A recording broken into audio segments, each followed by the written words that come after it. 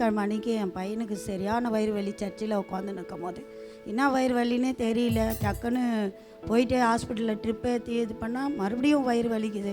என்ன ஆண்டவரே ஒன்றுமே புரியலையே. என்ன போதகரமாக்கும் பாஸ்டையாக ஜெபம் பண்ண பிறகு என்னான்னு தெரியலையா. மறுபடியும் ஜெபம் பண்ணி கொண்டு போகும்போது ஹாஸ்பிட்டலில் போயிட்டோன்னா கல் தானாலே பாஸ்டம்மா ஜப எண்ணெயை தெளித்து 3 முறை ஜெபம் பண்ணாங்க.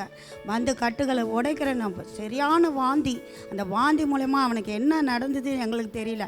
ஆனால் தேவன் எல்லாத்தையும் என் பிள்ளையை விட்டு விலக்கி போட்டு அந்த கல் தானாக வந்து அவன் யூரினில் விழுந்தது. தேவனுக்கு கோடான கோடி நன்றி. போதகரம்மா சொன்னபடி உன் புலம்பலை தேவன் கேட்டுன்னு இருக்கிறார். அது மாதிரி நான் சொன்னேன், ஏசப்பா எங்களுக்கு யாரும் இல்லை, உம்முடைய இதுவும் நாங்கள் நீ தான் ஆண்டவரை விடுதலை தரணும் என் பிள்ளைக்கு. அதே மாதிரி ஒவ்வொரு ஜபத்தையும் போதகரமாக சகோதரன் போல் ஒரு தேவ பிள்ளை எங்களுக்கு கொடுத்ததுக்காக நான் நன்றி சொல்கிறேன் தேவனுக்கு. எங்களை ஒவ்வொரு நாளும் விசாரிக்கிறாங்க.